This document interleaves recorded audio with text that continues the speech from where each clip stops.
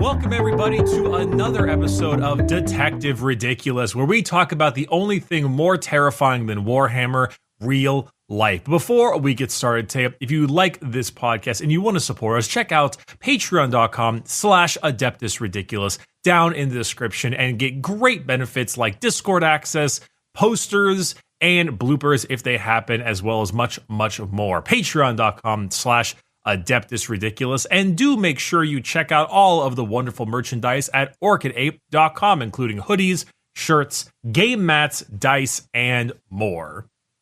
Ooh, I rattled that off well. I feel pretty proud of myself. Yeah, look at you. I didn't need to come in and save that one at all this time. Not at all. Things are on the up and up for you, man.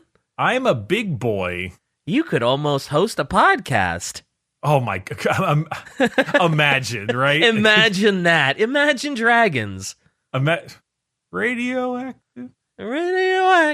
Anyway, so are you ready for today? You're listening to Real Heresy FM, where we play nothing but heresy, and more heresy. No, unidentified signal, man. Come on. What about that? We are going into kind of new territory, though, because this isn't like, it's not an unsolved case, it's not weird aliens, it's not cryptids, it's not armor-wearing outlaws. Today, we're going to be talking about the Bone Wars. Wait. Yeah, get your jokes out now. Go ahead. No, I'm not. Get the I'm Bone not thinking, Wars. I'm not thinking like boner jokes. I'm thinking like the never-ending deluge of skeleton memes in October. Prepare for the Bone Wars, Sonny.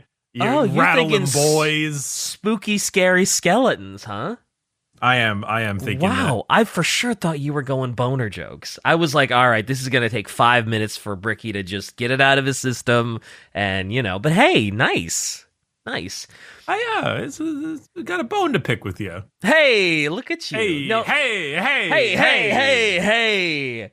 No, we're roaming all the way back to the 1800s for a grudge between two paleontologists that would revolutionize the field, but also maybe do as much damage as it did good. This is just the start to the infinite and the divine. Kinda. All right. The two main players in this grudge were Othniel Charles Marsh, who we're just going to call Marsh, and Edward Drinker Cope, who we're just going to call Cope. In that picture, the one on the left is Marsh, the one on the right is Cope. They have classic 1800s facial hair.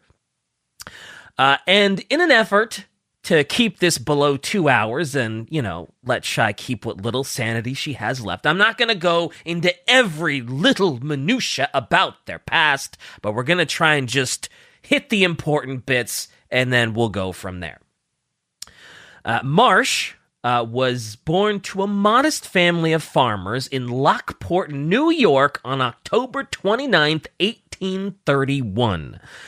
His mother sadly passed away when he was only 3 years old, and his father he wanted him to become a lifetime farmer, kind of like dear old dad, just, work the farms, do all that stuff. But Marsh wasn't really interested in working the farm. He wanted to go into the sciences. He wanted to make his life as like a scientist type guy. He didn't want that farmer life.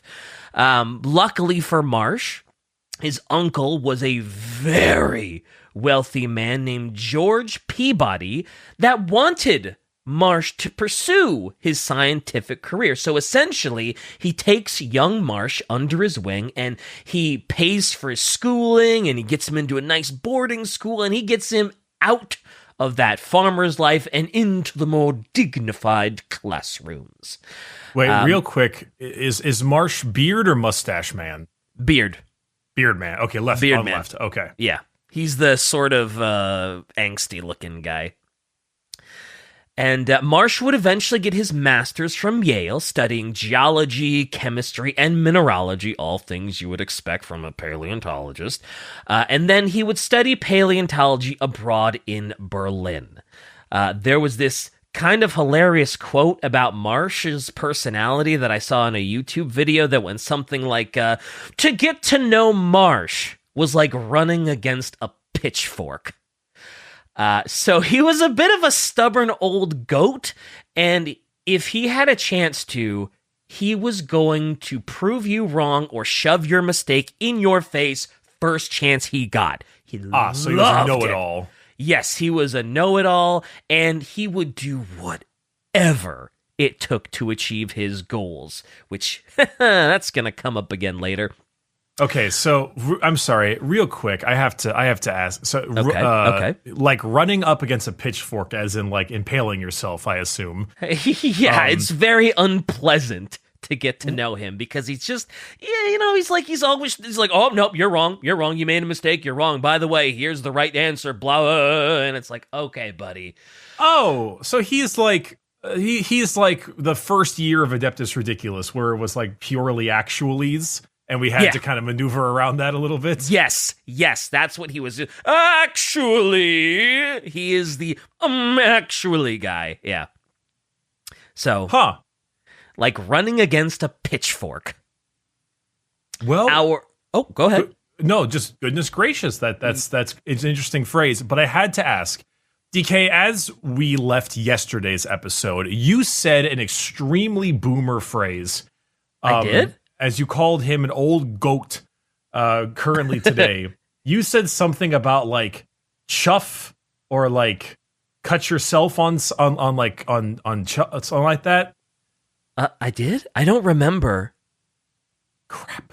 I don't. I'll listen to it and I'll let you know. But my lexicon gets old, man, because I caretook my elderly grandparents, and their lexicon kind of got stuck in my head a little bit.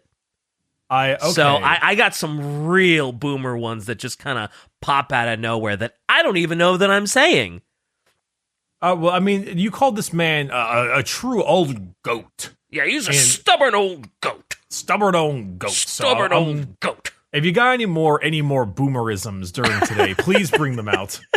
I'll try. They just pop out sometimes. I have no control over it. Anyway, our other friend in this story, Edward Drinker Cope, was just as brilliant, but at the same time couldn't be more different from Marsh. Cope was born into a wealthy Quaker family on July 28th, 1840 in Chester County, Pennsylvania. So he'd always known more of a lavish lifestyle than most and was sent to expensive boarding schools when he was younger. And according to Wikipedia, shock of all shocks, when he was young, he was kind of a spoiled brat and was kind of like constantly manipulating his father to send him more and more money. But it seemed like Cope was really kind of disinterested with like just normal schooling, and like his grades were kind of getting worse and worse. And one of the hallmarks of Cope was he had really bad penmanship. Like he never really worked on getting his penmanship better. So even later in his life, people would be like, wow, your handwriting is garbage. I cannot read what you have written down here. But are we just going to skip past the fact that his name is called Cope? I was wondering if you were ever going to get into like, yes, he's Edward Drinker Cope. Okay, like I just wanted, he's huffing the Cope. I'm hoping Shy every time. I mean, it's way too much work, but every time he's mentioned, it's just a picture of the Pepe with the copium. Oh, with the copium, like not like 10 milliseconds long, like barely even existing. Yeah, I somehow don't think she's gonna do that, but we can dream. You say somehow, like it isn't completely obvious that she is not gonna bother. Yeah. Also, there's a picture of his handwriting. You can read it, but as you can tell, it's not great. No, well, I mean, like, yeah. Well, It's legible, one came close alongside of the vessel. The captain ran and got a harpoon to catch one, but it was too late. They had all swam away. Yeah. I think it's more. I think more of it is his method of speaking, but this isn't a different time. I mean, that's not. If that was considered terrible, and to the fact that he was known for how bad it was, God, what was? Well, good handwriting was back in the handwriting? day. Like, you remember what old documents with proper cursive looked like. I mean, that's legible, but by the standard, it probably looked pretty gross. I hope cursive dies in a hole. Agreed to infinity. Anyway, Excellent. So Cope became really fond of natural science. And in a bit of a hilarious move, when Cope's school marks were kind of on the downswing, his father was like, okay, so I'm going to since you're not that great at school, I'm going to buy you a farm. I'm just going to straight up buy you a farm. You can tend to it, grow crops, whatever, but with the farm work, you can make a stable income for yourself because your grades are terrible. So this will give you a way to sustain yourself. But Cope, wanting to pursue his interest in natural sciences, just decided, you know what? I'm not going to work at the farm. I'm going to rent this farm out. And I'm going to use the money from renting it to continue the studies I want to continue. He would also frequent the Academy of Natural Sciences and he would just like haunt the halls and kind of just learn himself. He would teach himself. He would absorb himself around people that were working natural sciences and stuff like that. And at the time, this is known as being like a gentleman naturalist, where you're basically self-taught, because at the time, there aren't too many PhD programs being given in natural science, let alone paleontology. I mean, you were put to work. Yeah, you were put to work. Unless you came from a rich family that just buys you a farm and you're just like, oh, whatever, I'll rent the farm out and I'll just be a landlord for now. I heard from a documentary that as early as 9 years old, he was hanging around the halls of this academy, and he was like drawing these really intricate dinosaur skeleton sketches. And probably from years of skillfully manipulating his father finally agreed to allow Cope to attend the University of Pennsylvania, where he would be able to study under a man named Joseph Leidy, who at the time was probably the most famous paleontologist because he had found the first basically complete dinosaur skeleton, it's called the hadrosaur, in Haddonfield, New Jersey. So the not as in the skeleton was there, or as in he was the first person in this town in New Jersey to find the skeleton? I think I don't know if he was I think he was the first person to find this specific dinosaur skeleton, and I think it was one of the first complete dinosaurs, because before, like, they had found like fossils and everything, but I think he found like the first almost complete one. So he was a big deal. Okay, so because it's like he found the first ever dinosaur skeleton in this city in New Jersey, and I'm like, congratulations! like that's cool, I guess. But yeah. Okay, gotcha. So he's kind of a big deal. He's a big deal. Yeah. So that's sort of the extreme TLDR on both men. And they would first meet in 1864 when Cope would head out to traverse across Europe to further his studies in paleontology. I mean, that's why he wanted to go, but also Cope had literally no interest whatsoever in being drafted into the Civil War that was happening at the time. He was born into a Quaker family. He was also a pacifist. So not only did he not want to fight for the South or against the South, he was also a pacifist. So he didn't want to go to war, period. So he wants to get out of Dodge, but he also wants to continue his studies. And I think specifically his wealthy father funded the whole trip because he was also like, yeah, you know what? I'd rather my son wasn't in America right now, too. Eventually, he would find himself in Germany, where Marsh was studying as a graduate student in paleontology. And since Cope was really trying to absorb himself in it, he would, of course, wind up meeting with Marsh. And they would actually really hit it off, despite being polar opposites. They really hit it off. And I don't know if it's just because they were both from America, they had common interests in paleontology, but they really, really liked each other. Like, their friendship was so deep that when the two of them returned from America, they would literally name fossil discoveries after each other.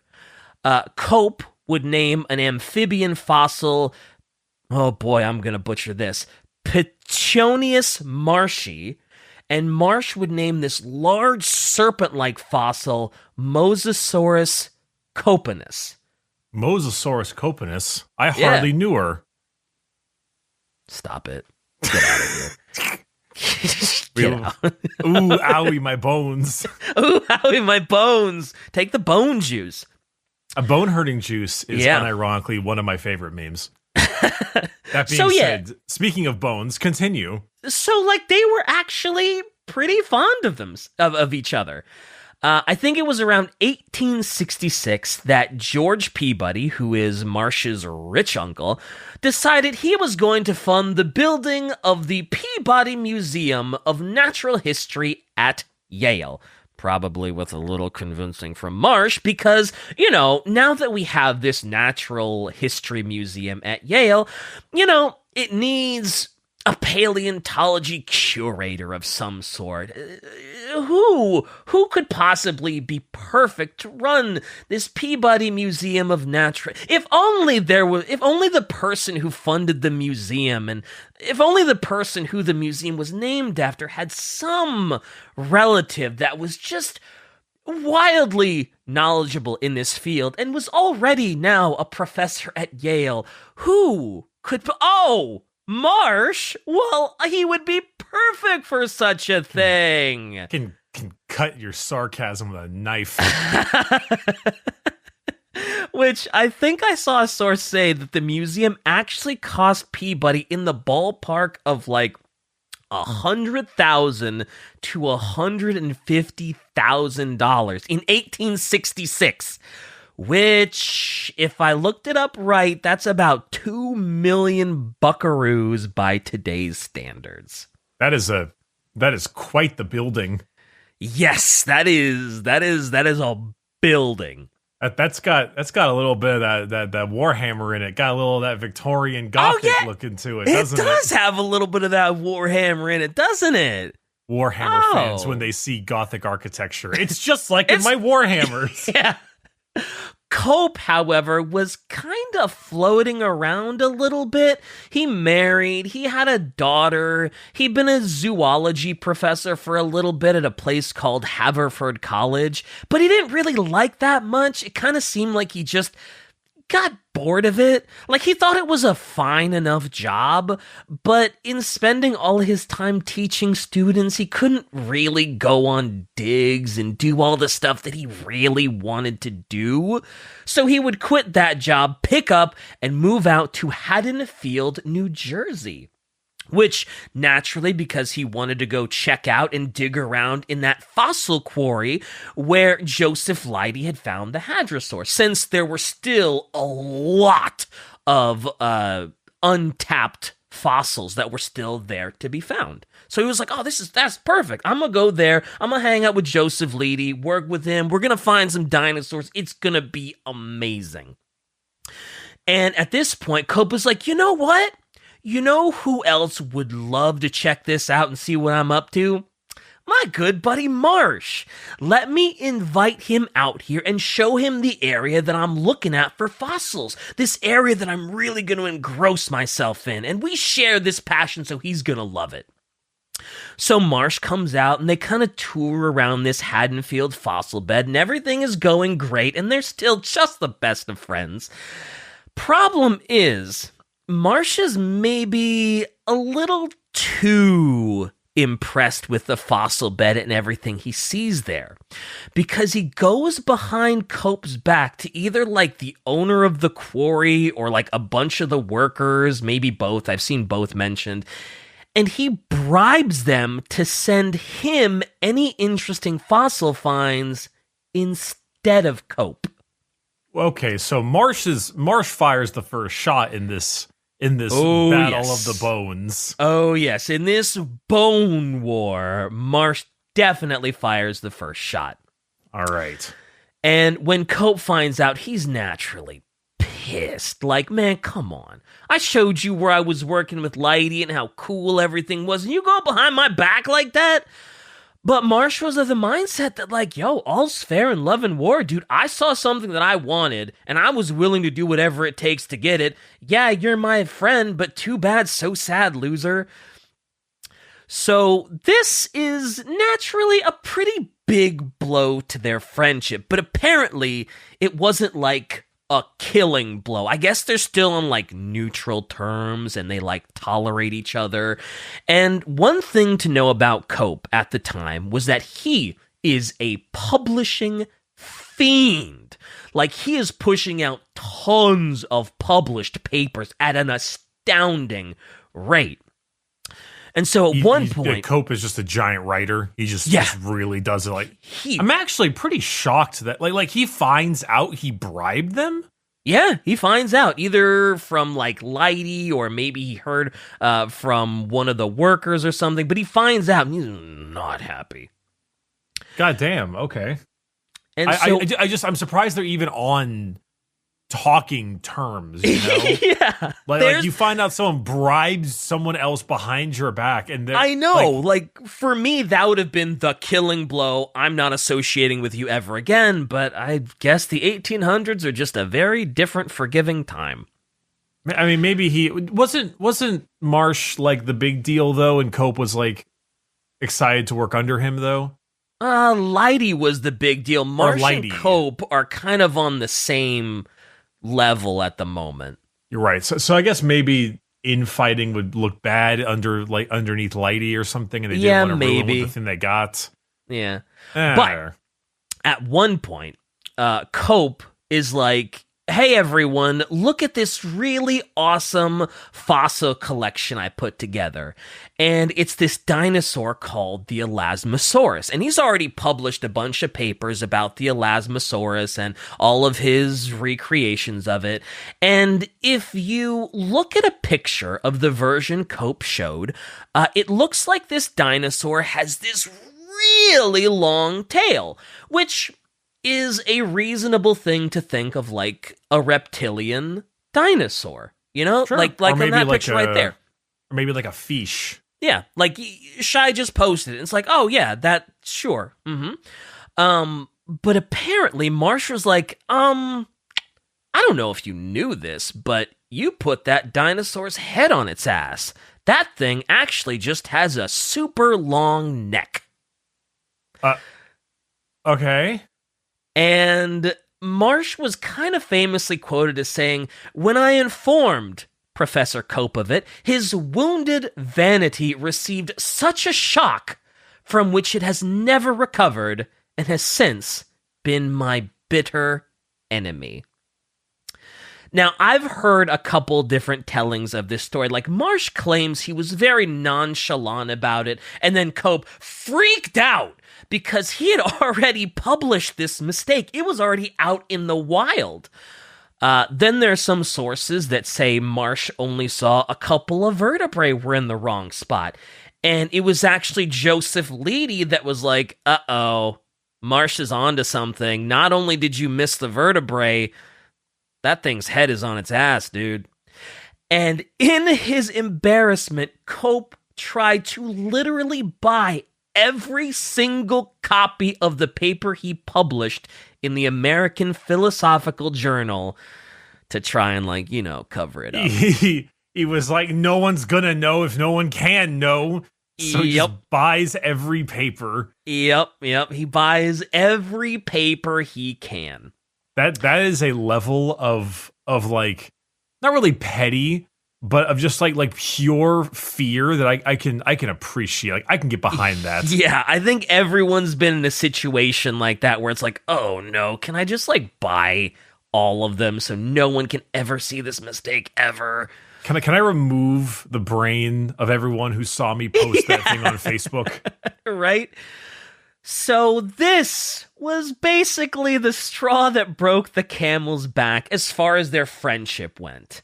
I mean, like we said, for me, it probably would have ended after the whole bribing thing, but, you know, it is what it is. And now... So real quick, the straw that broke its back was because he called him out for his incorrect, like, dinosaur? Yep. I mean, I guess that was the final blow, because he was like, you know, I already know that you bribed people to, like, work against me, and now you're doing this, and I'm super embarrassed, and, you know. Yeah. He publicly said that. Publicly, yeah. Okay. I was like, because on one hand, if they're working in a sense together, then they're just trying to, you know, he's just like helping out his paper. Yeah. But yes, if he publicly was like, my colleague is a moron. He smells bad. All right. Yeah, so it's kind of the straw that breaks the camel's back. But also, now Leidy is kind of stuck in the middle of this rivalry because Cope is kind of his protege, he's kind of his bud, but Marsh is also right that he kind of screwed that Elasmosaurus up a little bit. Which, I mean, to be fair, and I've heard a couple podcasts say this as well, it's like, this was like early time paleontology, so it's not an uncommon mistake to make, especially when you look at that weird-looking Elasmosaurus. So that thing does look absolutely moronic. It really does. I would assume that's a long-ass tail, too. Yeah, that just, like, the first image is so much more understandable. The idea that it just had this giraffe neck is, it's crazy. Really weird. Anyway, so we're in the 1870s at this point, and there's word that fossils are now being found out west. And with the Transcontinental Railroad being completed, I think in like 1869, this was the perfect opportunity for Marsh and Cope to strike out towards new lands and discover a veritable gold mine of new fossils. But the problem was that during this time, heading out west was rather dangerous, not to mention obscenely expensive. Dangerous because the Native Americans were none too happy with all the expansion into their homelands. So oftentimes you'd have to employ soldiers to protect you, or like at the very least you'd have to offer these Native American tribes some sort of payment for what you were looking for in their land. Marsh would famously go prospecting out west with the help of his Yale students, since he was a professor there and now the curator of a nice museum, and get them to pay their own way. He usually took about some 16 students. In one of the documentaries I once watched, they made note of the fact that if you look at pictures of Marsh's student entourage, they all kind of look like grizzled Wild West figures. They've got cowboy hats, guns, spurs, cowboy boots, and they look like just Wild West, right? This looks like Teddy Roosevelt's crew, basically. Right? They look like they're outlaws, but really, they're just like the upper crust aristocracy families just playing dress up. Okay. Most of those people don't even like know how to shoot their guns properly. They're basically cosplaying as outlaws at this point. I must say, okay, like do you watch Always Sunny in Philadelphia? I do not. Okay, the guy, I don't know if Shy does. The guy on the bottom left looks like Charlie Day. Oh my god, he does look like Charlie Day, actually. I know who Charlie Day is. He does. I could see this being like the only Sunny in Philadelphia it's cover for like a season as a spoof meme. Sure. Just a thought process, because he looks a lot like him. He does. He really does, actually. I know Charlie Day from Pacific Rim, which is a stupid thing to say, but that is a very stupid thing to say, even if I do like Pacific Rim. I do too. It's a guilty pleasure movie. Anyway, Cope, however, didn't really obviously have the support of Yale. He was still in that sort of gentleman naturalist who was doing his own thing, kind of just funding and finding all of his stuff on his own dime. I believe he actually, to help finance all of his trips and stuff, he did end up selling that farm we talked about. And he also picked up a huge inheritance when his father died in 1875. Cope also had the aid of the United States Geological Survey under a man named Ferdinand Hayden. So Cope would kind of tag along on these survey trips out west to help ease the blow on his own finances. And I think he would also just kind of like find these government-funded trips out west, and he would kind of just, hey, I'll tag along with you guys, I'll help you out, while also digging for bones and doing his whole paleontology shtick. Okay, all right. And when Marsh caught wind of the fact that Cope had found a way out west and he was now also digging for fossils out west, boy, he was not happy.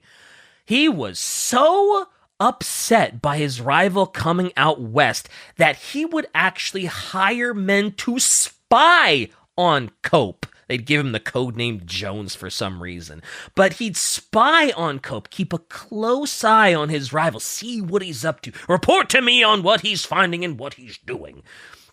And then Cope would do the same thing. He'd hire a bunch of men working for Marsh to keep tabs on him, what he'd found, what he's doing. They'd bribe workers from each other's dig site, try to get the upper hand, try to screw each other over. They're basically doing every underhanded thing you could think of. Like, a little later on, we'll talk about this more, it gets so bad that Marsh, and I'm pretty sure Cope does this as well, I'm not sure, that if men, for whatever reason, couldn't get a fossil out of the ground, or it was just a little too damaged, they'd blow it up. They'd destroy it. Don't leave anything behind that my rival can get their hands on. And they don't follow the number one rule of this, which is don't use explosives near something that is extremely valuable and fragile. Yeah, pretty much. Like, you know what? Have a good time, Cope. Enjoy the bone splinters. Yeah, enjoy the bone, if there's even any bone fragments left. Like, they really wanted to screw each other over. And to make matters even worse in these bone wars, Joseph Leidy is also in Wyoming making landmark fossil discoveries too. And this is where a huge problem for paleontology would occur. Because, so Leidy would be like the first to find a new, like, species of fossils, and he would classify it and he'd give it a name. But then Marsh would find a different fossil from the same specimen, and in an effort to, like, outdo and beat Cope to, like, the punch, he would publish, like, this really poorly and hastily written paper giving that a different name. And then Cope would do the same thing. He wouldn't look at anybody else's research, but he would find the same specimen, and in an effort to outdo Marsh, he would give it another name. And so now this one new species that Leidy initially found has like 1 million different names because Cope, Marsh, and Leidy are all giving it different names for the same damn thing. And this would actually come to be known as taxonomic carpet bombing, because it's just they are just carpet bombing this thing with names. I find this even more hilarious because I'm pretty positive that this phrase was invented later on, because I don't think they had carpet bombing at the time. Yeah, they didn't have like planes yet. Yeah, it was definitely, it wasn't, they didn't, I don't think they called it that at the time. I heard it in a documentary from a guy named Bob Baker, but then I also looked it up and it was like, I don't know if it was a dictionary term, but a bunch of different places marked it as, this is an example of taxonomic carpet bombing. And I'm like, wow, yes it is. Yes, it is. I respect this level of pettiness. Like petty. I respect this, but honestly, like, despite Cope including himself in all of this stuff, I really do think that Marsh is so far the one I blame the most out of all of this. Oh, 100%. Me too. So far, this is basically Marsh's fault. So yeah, like he seems like he started this, and even if Cope is playing the game, yeah, Marsh fired the opening first shot. Volley. Yeah. Definitely. The first carpet bomb, one might say. Yeah, he dropped the first carpet bomb, yes. Now all I can think of is like this big bomb with like carpet patterning on it. It's like, anyway. Well, like a 70s carpet that's like green, like bright green bathroom carpet, 70s bathroom yellow carpet. Yep. Yeah, Stegosaurus was named by Marsh. Cope then found it too, named it Hypsiophorus, and then Marsh found it again, thinking it was a different dinosaur, named it Diricodon, whatever. It appears that we've gone with Marsh's name at this point, though.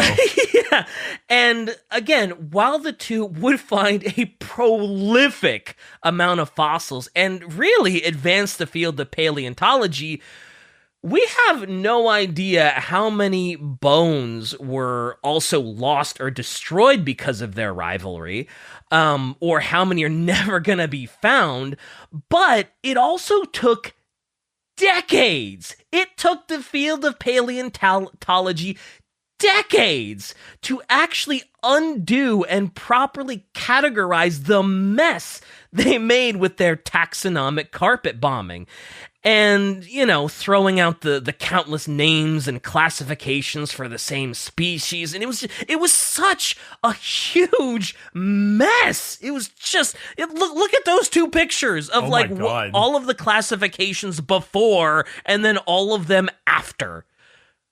So the entire scientific field of paleontology has been muddled due to the rivalry 100%. Of two assholes. Yes, it's been completely muddled by these two. I'm assuming now we're chill. Now we figured out what's what and what's what goes where. In 2024, it has all been sorted out. Yes. Okay. How long did this last for? Oh, how long did the Bone Wars last for, or just how long did it take how long did they go back and forth and do this to each other? Oh, until their deathbed. Oh my god! Until their death. We'll talk about that too. Okay. It lasted their whole lives. I thought they would maybe end their rivalry after 20 years and retire. No, but oh god. Okay, continue. No. It was also because of all this petty infighting that Leidy was like, you know what? Go for it. You two are spending way too much money. I can't keep up with that. You're also cutthroat about it. And that's it for me. This is not the life. This is not paleontology. You guys are insane. I am just out. So Leidy just straight up dips and he just leaves paleontology. And of course, all the while, Marsh and Cope are just sniping each other in all of their publications, which again, Cope is pushing out a stupid amount of papers, which was another huge difference between the two. Cope pushes out papers all the time that are kind of hastily written with a bunch of mistakes, and Marsh is a little more on the methodical side. He tries to do his due diligence and make sure that if he publishes a paper, it's got some research behind it. So ironically, the more ethical journalism is from the guy who's the bigger douchebag. Yes, actually. Oh, this doesn't end. No. The other fallout was that, Marsh started to actually publish a lot of these naming mistakes that Cope made, showing that a lot of the new finds that Cope made oh, hey, these are already named and these are already classified, Or he would intercept telegrams that Cope was sending out, and he would beat Cope to the punch, basically nullifying a good chunk of Cope's work. And Cope would go so far as to literally buy a publication called The American Naturalist so he could publish with priority, as quick as he wanted, as much as he wanted, as fast as he wanted.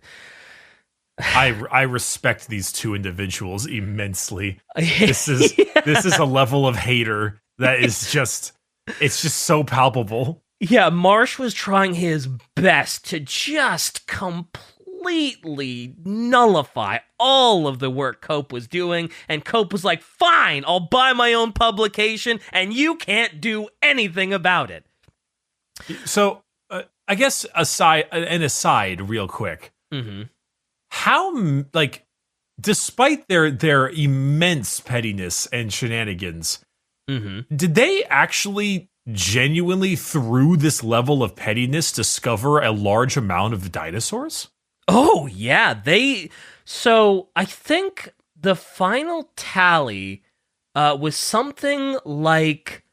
So technically speaking, Marsh wins the Bone Wars because he discovered, I want to say 80 to 86 new dinosaur species. And I think Cope got 50-ish? Like actually new dinosaurs. Yeah, actually new. Yeah, Cope discovered 56 new dinosaur species. Marsh discovered 80. So they discovered, and before the two of them started out, there were 9. Oh, okay. So oh man, okay. Maybe we need to have more spite motivation in the world. I know, right? But when they started, there was 8, 9, maybe 10 dinosaurs. They finished, and it's 56 and 80. All right, maybe. So these people, they basically 20x'd. Yes. By an exponential amount have increased the knowledge. And so this genuinely made massive headway in the field of paleontology. Oh, yeah. And like Shai said, one of Marsh's theories was connecting dinosaurs to birds as being descendants, which was a far out thing to say back then. But I mean, did that get confirmed just because that was I shouldn't say that was a thing in Jurassic Park, because that is a fictionalization of paleontology.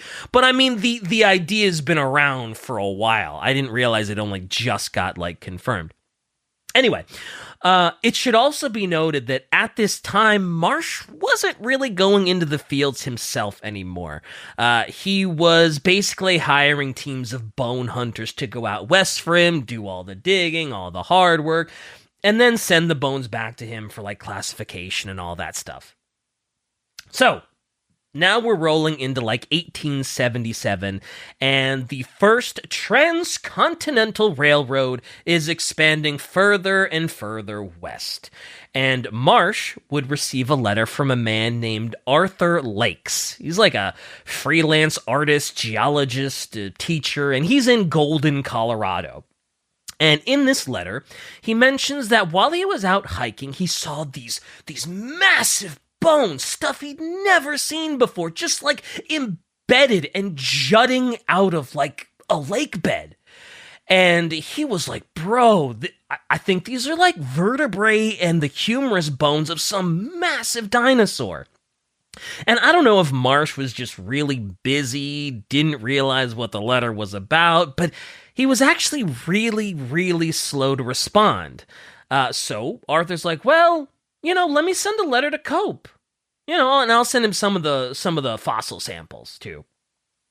And by the time Marsh had responded and sent his men out to the area Arthur Lakes had described, Cope had already set up a quarry and was digging up bones there. And Marsh even tried to be like, hey, guys, I know you work with Cope, but can I offer you more money? And they were like, no, you can't. Cope is paying us really well, and we're good. We're good. Sorry. Cope is paying us really well, specifically to tell you to piss off. To piss off, right? Yeah. But even though he was slow to act on that, all would not be lost for Marsh, and he would actually end up hitting it really big because he would be alerted to an area in Wyoming called the Como Bluffs that were just rich in fossils. And he would be alerted by two men that had been working for the Union Pacific Railroad. They went by the alias Harlow and Edwards. This time, Marsh wasn't going to sit on his hands and wait for Cope to come and steal another potential dig site from him. And he was like, all right, you know what? Let's make a deal here, you and me. Let's negotiate, all right? Let me make a deal with you and let me, let's get some work done here in Como Bluff. And I guess it was on Wikipedia that I saw that they were like, he kind of bullied us into a deal. Like, he was working so fast and he kind of bullied us into the deal. And it was from this Como Bluff area that Marsh would find, like, almost completed fossils of Stegosaurus, Allosaurus, Apatosaurus, and I think the Brontosaurus too, although I'm trying to remember. Shire, Allosaurus and Brontosaurus in the same family, same thing, or it's something like that. I think they're just, like, really close.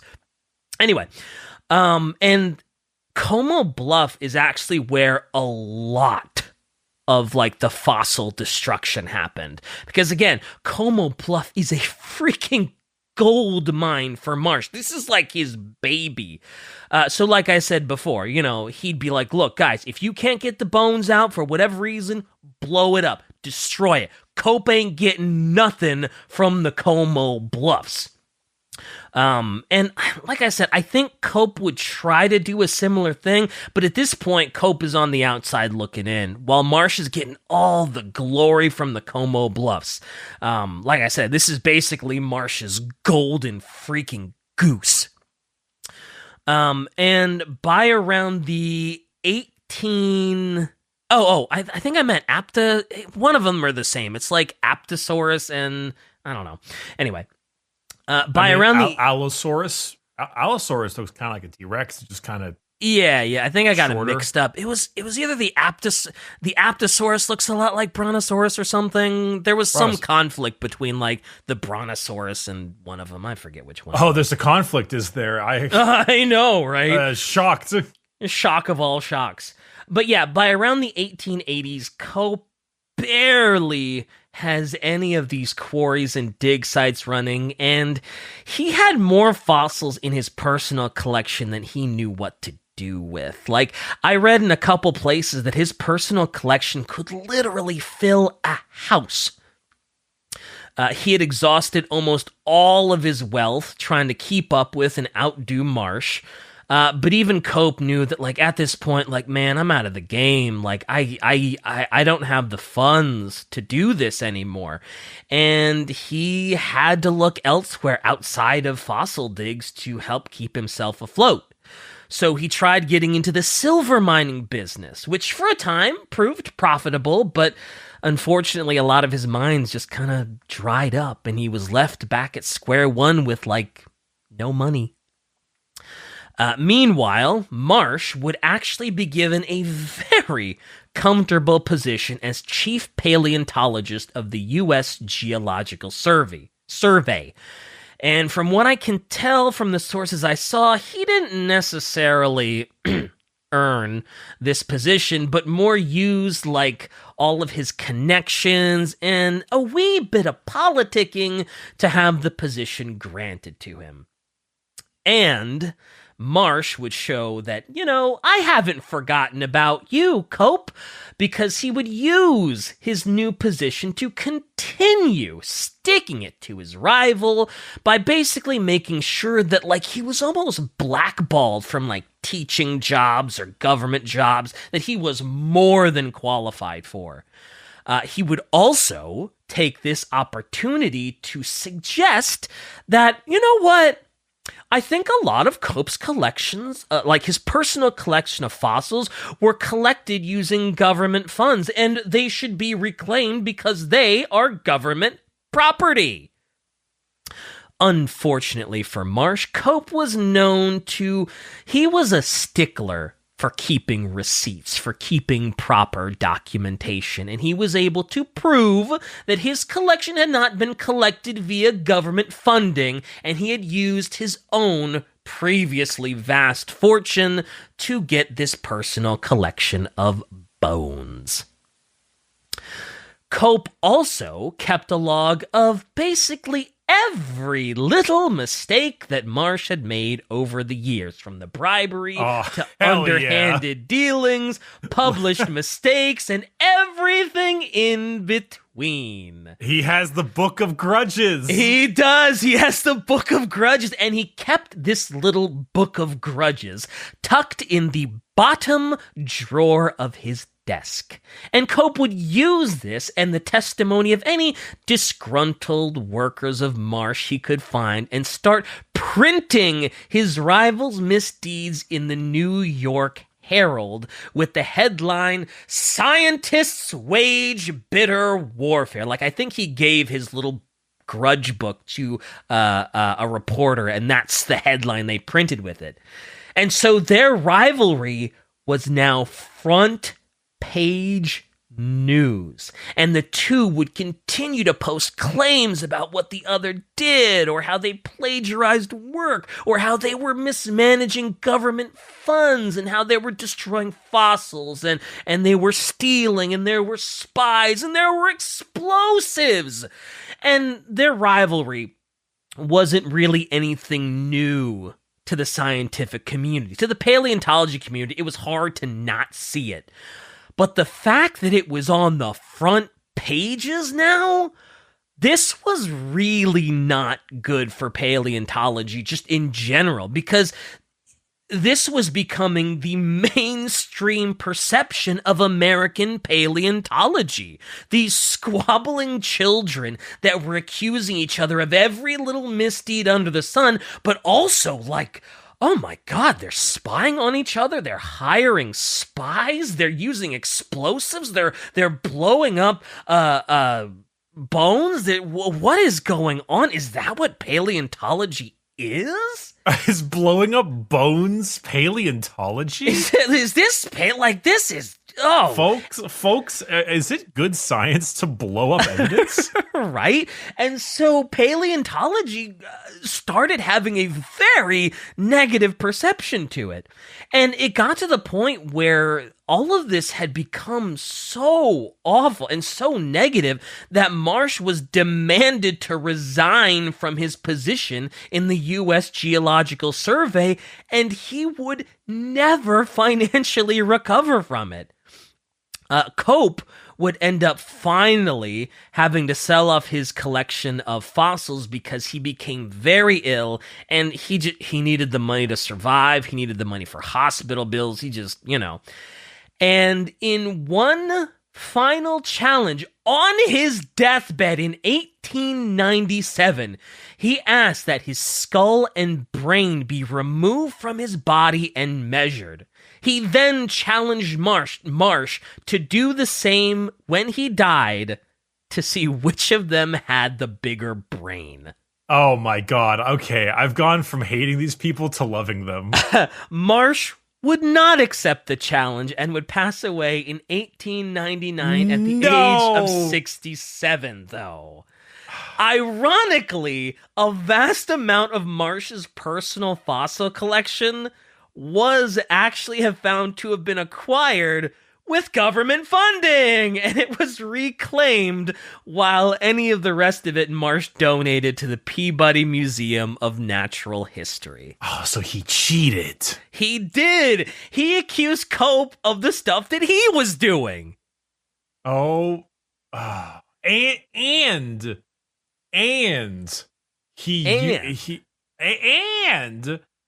yeah, he wouldn't even measure his own brain. He wouldn't do it. Yeah, he passed this law that like, oh, hey, if it was collected with government funding, government should have it. And then in the end, it's like, oh, hey, by the way, that's the law you passed. You did this thing. Why would you pass this law? All right. So, yeah. Despite the fact that they're both petty assholes, I think the bigger villain here is Marsh. Oh, 100% the bigger villain is Marsh. Without a shadow of a doubt, the bigger villain is Marsh. But the thing is, like, one of the craziest things is, like, so they were that prolific while being that petty, right?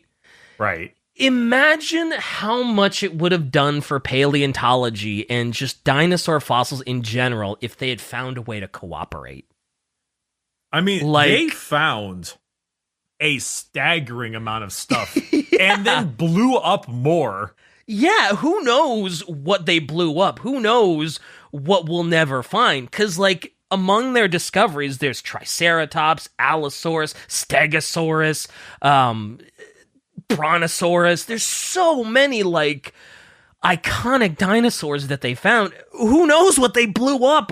Or sometimes they would refill in dig sites.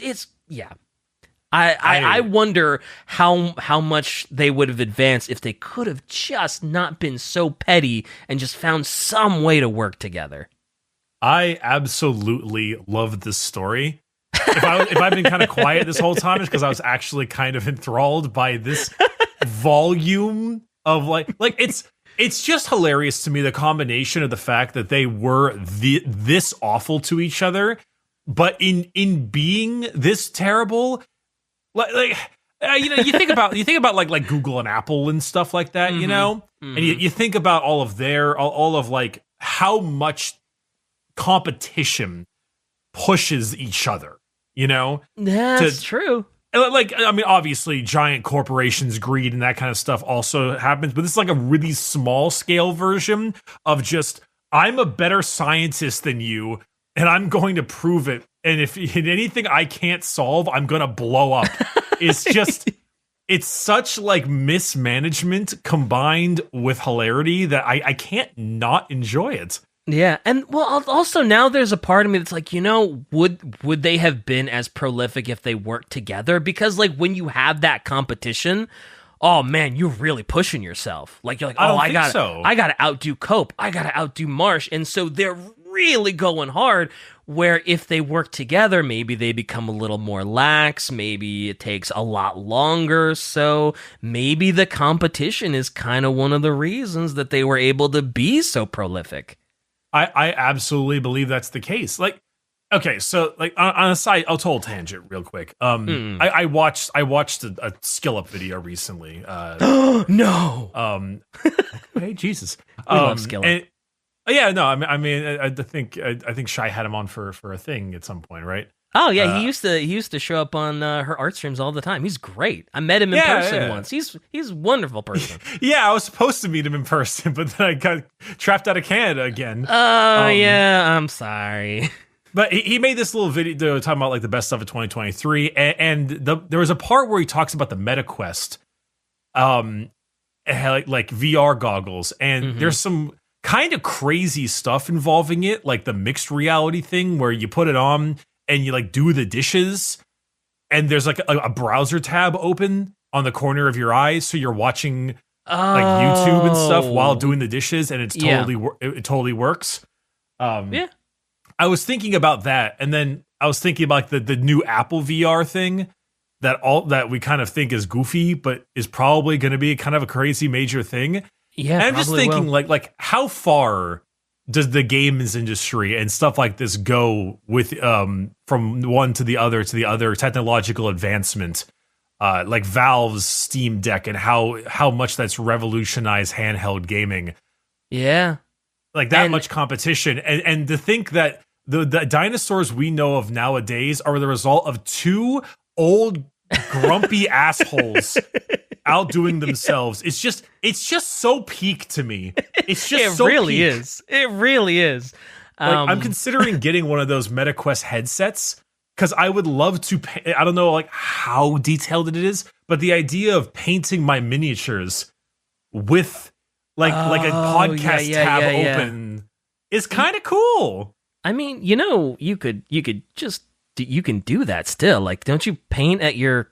Couldn't you just paint at your computer desk? No, because then I get paint all over my desk. Well, just put a tarp down. There's a lot of stuff on this desk, man. Well, get a having laptop. to remove all of my stuff. The point being, I'm not going to get a MetaQuest because it's very expensive. But yeah, fair enough. I got a ROG Ally, and I love it. Like, it is like I love that damn thing.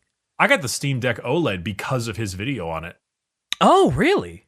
Yeah, it is incredible. Absolutely incredible. I love my ROG. I